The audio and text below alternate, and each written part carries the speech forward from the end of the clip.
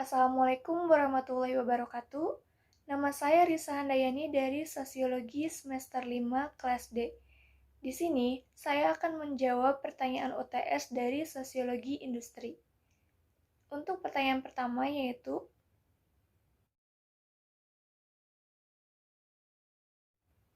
sosiologi berasal dari bahasa Latin yaitu socius yang artinya kawan dan logos yang artinya ilmu pengetahuan. Dapat disimpulkan bahwa sosiologi adalah ilmu yang mempelajari masyarakat.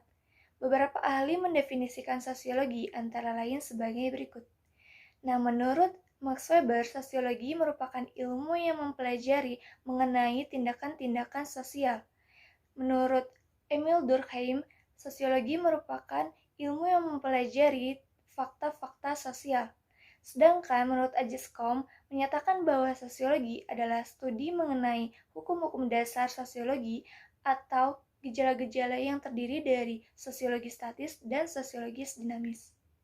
Sedangkan industri menurut Kamus Besar Bahasa Indonesia diartikan sebagai kegiatan dalam memproses atau mengolah barang dengan menggunakan sarana atau peralatan seperti mesin. Dapat disimpulkan bahwa sosiologi industri adalah ilmu yang mengkaji antara fenomena sosial yang terjadi di dalam masyarakat dengan kegiatan industri. Adapun ruang lingkup dari sosiologi industri yaitu secara eksternal dan internal. Secara internal, menganalisis tingkah laku manusia dalam hubungan industri, seperti hubungan kerja dalam industri, manajemen dalam industri, serta organisasi di dalam industri. Secara eksternal, analisis kegiatan manusia dengan latar belakang ekonomi, sosial, dan kultural yang berbeda, yaitu tipologi masyarakat industri, perkembangan industri, serta dampak dari lingkungannya. Objek kajian dari sosiologi industri adalah masyarakat kerja yang selalu dihubungkan dengan kegiatan industri. Lalu untuk pertanyaan nomor 2 yaitu,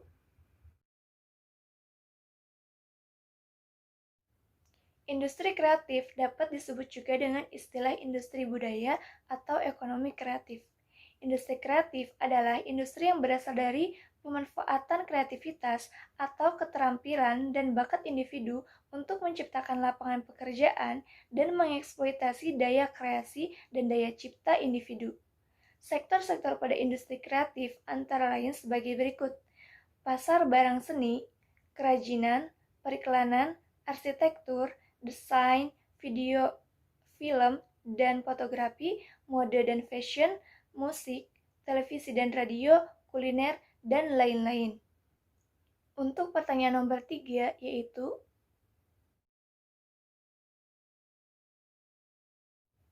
sistem kerja adalah serangkaian dari beberapa pekerjaan yang berbeda yang kemudian dipadukan untuk menghasilkan suatu barang dan jasa yang menghasilkan keuntungan bagi perusahaan atau organisasi.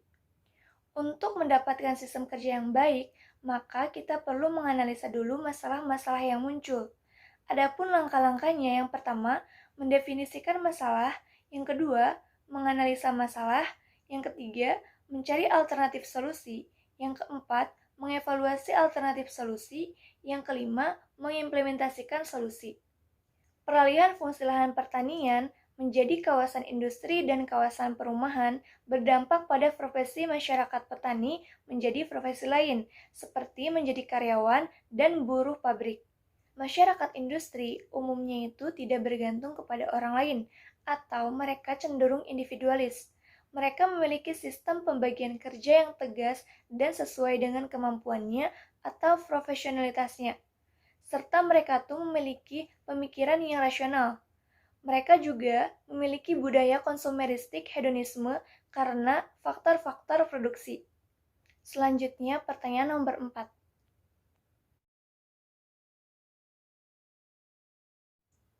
Konsep perubahan sosial masyarakat industri.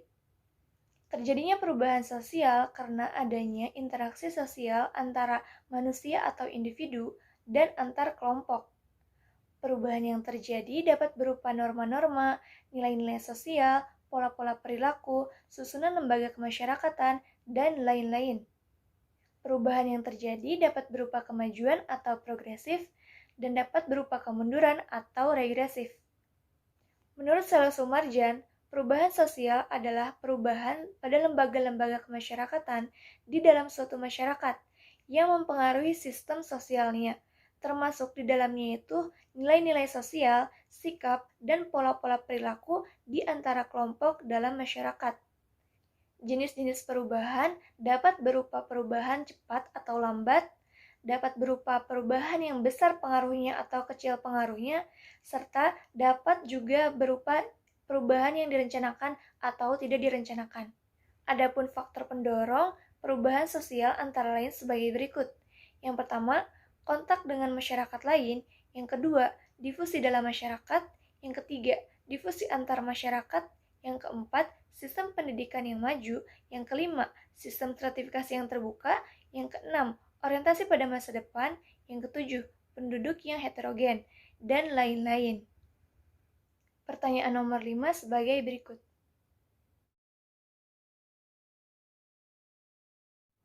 Pengaruh dari industrialisasi dapat berupa positif dan negatif. Pengaruh positif atau dampak positif antara lain sebagai berikut. Yang pertama, peningkatan pendapatan nasional. Yang kedua, standar hidup yang lebih tinggi. Yang ketiga, stabilitas ekonomi. Yang keempat, peningkatan peluang kerja. Dampak negatif yang ditimbulkan dari industrialisasi dapat berupa yang pertama, kesenjangan pendapatan. Yang kedua, pencemaran lingkungan. Yang ketiga, adanya urbanisasi. Adapun dapat dilihat dari studi kasus dampak industri PT Global Coconut terhadap masyarakat di Desa Radei, Kecamatan Tenga, Kabupaten Minahasa Selatan, di mana keberadaan industri tepung kelapa atau PT Global Coconut ini berdampak positif dan negatif pada masyarakat sekitarnya. Dampak positif dari PT Global Coconut bagi masyarakat sekitarnya yang pertama, peningkatan pendapatan.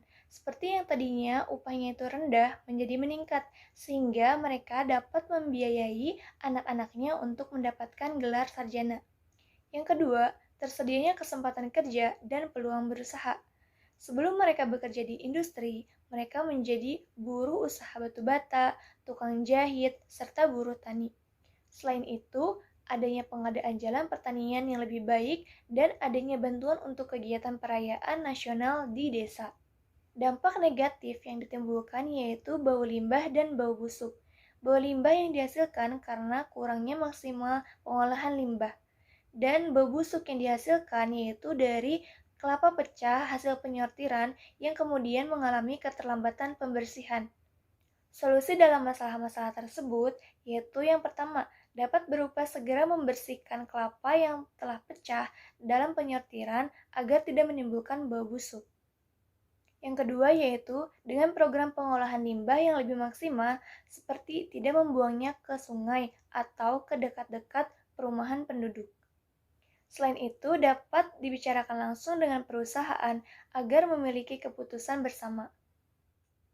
Mungkin itu saja jawaban yang dapat saya sampaikan. Kurang lebihnya mohon maaf.